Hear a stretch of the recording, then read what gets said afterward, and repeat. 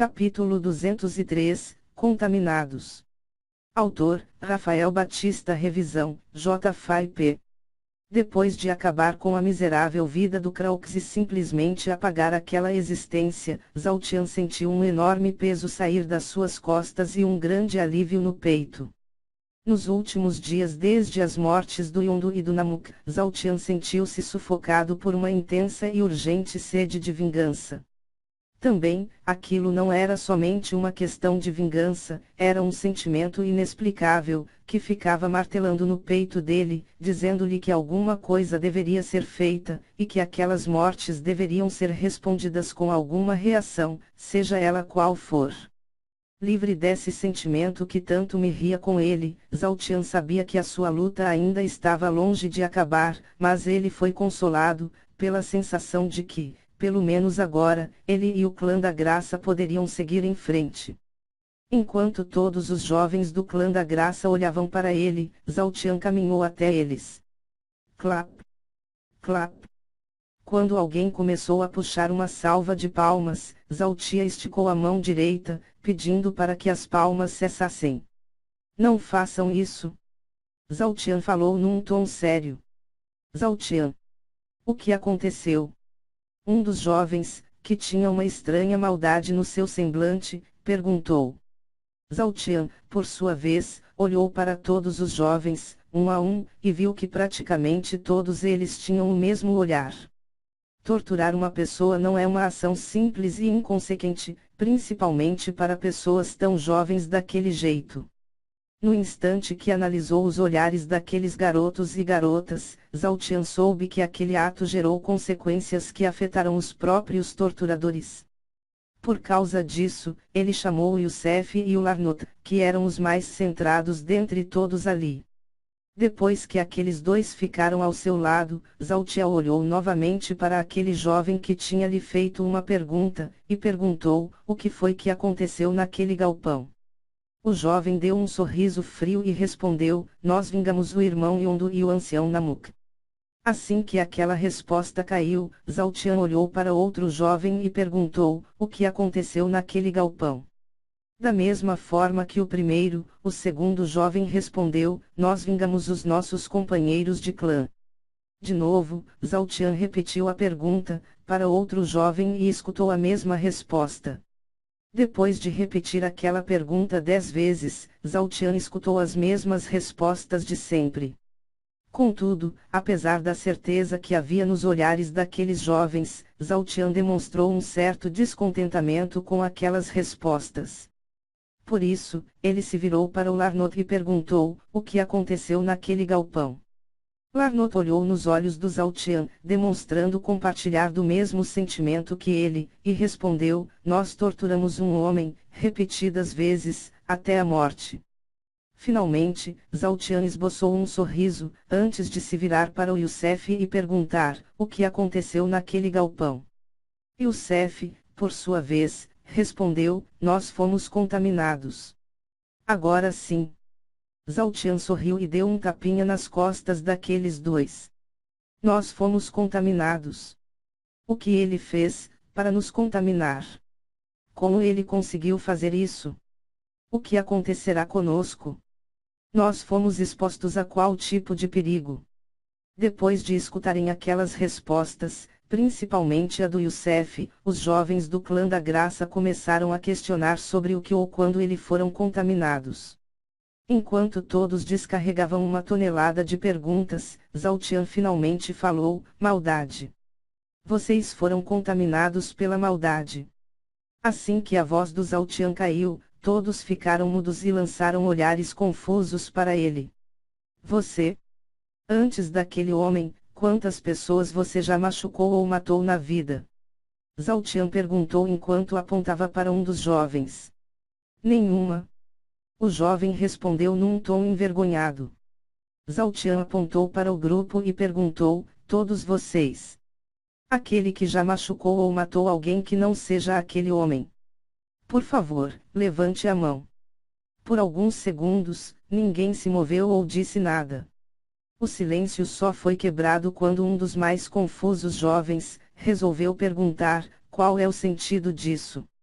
Zhao Tian olhou para o jovem, antes de olhar para todo o grupo e dizer: eu quero que vocês vejam que, quando matamos alguém, uma parte de nós morre junto com essa pessoa. Antes que o Zhao Tian continuasse falando, o jovem respondeu: nada mudou em mim. Se olhe no espelho. Zhao Tian falou para o jovem, antes de dizer: todos vocês vejam os seus reflexos no espelho e me digam se eu estou errado. Vocês podem não sentir, mas o que eu vejo em vocês são olhares maldosos e cruéis, que se não forem corrigidos, em breve machucarão pessoas inocentes. Zhao Tian terminou. Quando viu que os seus irmãos de clã continuaram confusos, Youssef, que estava à direita do Zhao Tian, falou: o que o Zhao Tian quer dizer é que nós não podemos nos contaminar com a raiva e a crueldade. Nós devemos entender que nem sempre podemos descarregar as nossas raivas e frustrações nas pessoas. Enquanto o Zhao Tian lançava um olhar orgulhoso para o Youssef, um dos jovens falou: mas eu nunca pensei em fazer isso. Imediatamente, Zhao Tian caminhou até aquele jovem, colocou a mão sobre o ombro dele e disse: ainda não, mas eu conheço muito bem esse sentimento. Eu já fui um cego que evitou olhar para si mesmo. Assim como vocês, eu me vinguei daqueles que fizeram mal aos meus familiares e amigos, e segui nesse rumo, sem medir as consequências dos meus atos. Eu não quero repreendê-los pelo que fizeram. Aquele homem mereceu cada segundo de tortura. Contudo, eu quero que vocês tirem esses olhares dos seus rostos e entendam que o que está feito, está feito. Acabou. Esqueçam esse sentimento de ódio, pois quem os machucou já pagou pelo que fez.